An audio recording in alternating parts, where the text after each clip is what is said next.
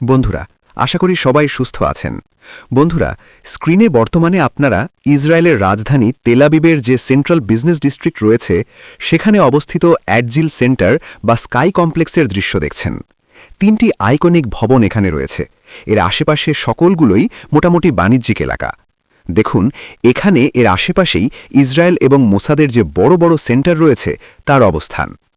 Israel খুবই সুপরিকল্পিতভাবে এই ভবনগুলোর আন্ডারগ্রাউন্ডের ভেতরেই তাদের বড় বড় যে মিলিটারি কমান্ড সেন্টার সেটা তৈরি করেছে। এটা বলতে পারেন অনেকটা শেল্টারের মতো। যদি কোনো দেশ আবাসিক এলাকায় আক্রমণ করে এবং জনগণের ক্ষয়ক্ষতি হয়, তাহলে এটি তার বিরুদ্ধে বিশ্ব জনমত গড়তে সহযোগিতা করবে এবং আবাসিক এলাকায় সহজে কেউ মিসাইল ফায়ার করতে চায় না। বলতে পারেন নিজের জনগণ দিয়ে শেল্টার তৈরি করেছে ইসরায়েল।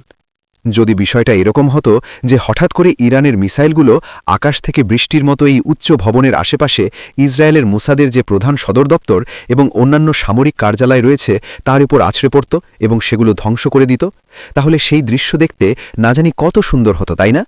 ছোট্ট পজ। উত্তেজিত।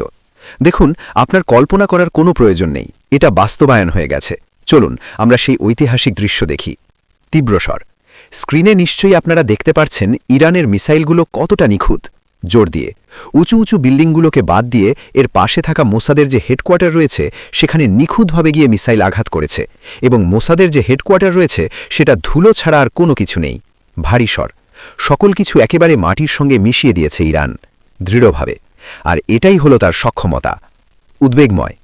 দেখুন, এই হামলার দৃশ্য যখন ইসরায়েলের বিভিন্ন জায়গায় ছড়িয়ে পড়ে, সবাই কিন্তু আরও আতঙ্কিত হয়ে যান। বিশ্লেষণধর্মী। একটি দেশের প্রধান গোয়েন্দা সংস্থার যে হেডকোয়ার্টার, তাদের কমান্ড সেন্টার, সেখানে যদি এইভাবে ইরান হামলা করতে পারে, তাহলে ইসরায়েলের কোন জায়গায় হামলা করতে পারবে না? তীব্রগতি। যখন একসঙ্গে কয়েক ডজন মিসাইল আকাশ থেকে প্রায় 1.5 টন পেলোড নিয়ে বিস্ফোরক নিয়ে শব্দের থেকেও 8 থেকে 9 গুণ দ্রুতগতিতে সেটা সরাসরি ভূখণ্ডের সঙ্গে এসে আঘাত করে, ব্যাখ্যামূলক।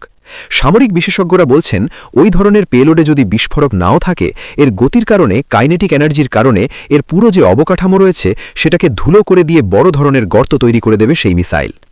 নিম্নস্বর।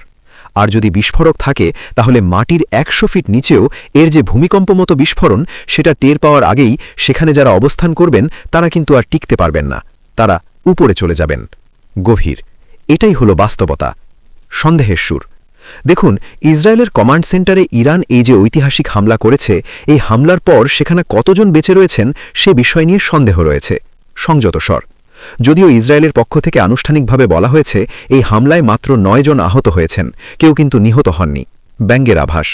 এখন কেন নিহত হননি, কিভাবে নিহত হননি, এর কোনো ব্যাখ্যার প্রয়োজন নেই। হালকা তির্যক। ইসরায়েলের যারা নাগরিক রয়েছেন, ইসরায়েলের যারা সোলজার রয়েছেন, তারা হলেন আয়রনের তৈরি, বিভিন্ন ধরনের কাস্টিংয়ের তৈরি, বিভিন্ন ধরনের ধাতুর তৈরি। তারা কখনো নিহত হন না, তারা আহত হন